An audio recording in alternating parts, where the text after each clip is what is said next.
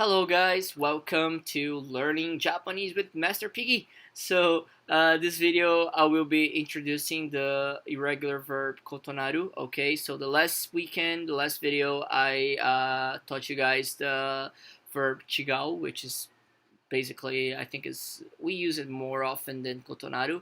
Kotonaru is more like something that you're gonna read, a lot, or in more like, difficult situations, I would say, but still it's very good to know. Okay, so we have one kanji plus the verb naru, which it means become, right? So koto, which also can be read as it means to vary, to be different.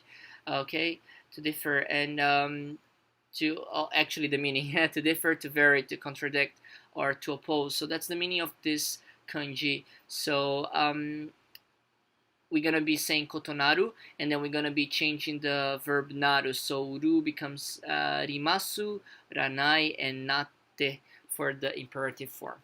Okay.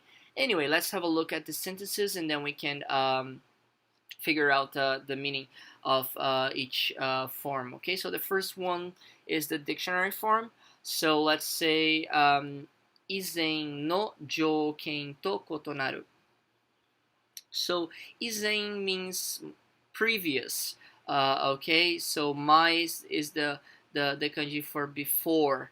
Okay, jouken is the condition. Okay, or the condition that you have for something to happen. Or in a contract would be like the regulations, that you're following, descriptions, that it could be like a lot of stuff. But anyway, those descriptions, those rules, they are different from before. Okay, so it's a typical case. Let's say you made a contract with a cell phone company, whatever, and then you decided that you would be under this condition of payment and whatever, and then they send you a bill with something else, and then you can go there and say, I'm sorry, but izen no jouken to kotonaru, ne kotonaru, it's different from the previous, conditions that we had. Okay, now the masuke, the polite form, is basically the same meaning. Here I got the word keiyaku, which means contract. Okay, so keiyaku to kotonarimasu. Keiyaku to kotonarimasu. So this is a way of you saying, I'm sorry, but this is against, or it's different from my contract. Meaning I'm not gonna do it. Okay, keiyaku to kotonarimasu. It's different. Okay, now the negative form, itsumo to kotonaranai, ne kotonaru, kotonaranai. So it's not different from always, from the usual. Itsumo to kotonaranai node. So let's do it. Okay, it's the same. And the last one is the imperative form kotonatte. Ne?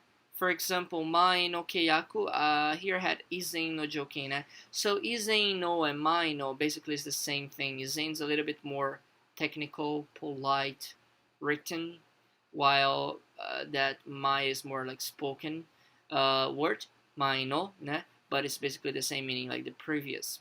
So the previous contract, mai no keiyaku to kotonatte imasu. So it's different from my previous contract. Okay, mai no keiyaku to kotonatte imasu. Or when you're asking your employee to sign a new contract, you can say, mai no keiyaku to kotonatte imasu no de, yonde kudasai, ne? Please read carefully, ne? Yukkuri to yonde kudasai. Please read carefully, because the contract, it's different from the previous one. Okay, so that's it, guys. I hope you enjoyed this video, and I'll see you on the next one. それではまた来週ですね。バイバイ。